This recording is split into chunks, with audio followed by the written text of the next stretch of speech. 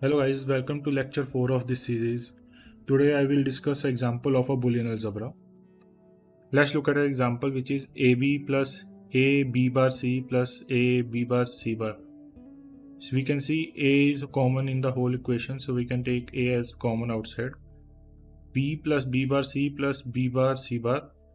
So here we can apply the distributive law. We came up with this, and B plus B bar is always 1 because as we have discussed earlier, then the answer will be A. This example is important as we are using both associative and distributive law in this. So A plus B plus C and A plus B, both A plus B is common in these both, so I can take it as an X. X plus C bar equals to A plus B bar plus C. X plus C, we'll apply the distributive law here, so it will X plus C, C into C bar into the whole term, which multiplication of this is always 0, so X into A plus B bar plus C.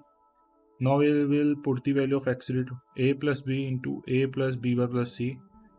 Let's consider this as an variable, so A plus B into B bar plus C. A plus B bar C, so second distributive law which I said is important in the last video. So A plus B into B bar plus BC equals to A plus 0 plus BC equals to A plus BC. Thanks for watching. Please comment what I missed or what should I cover next. Like for more videos like this, comment your questions and suggestions for improvement.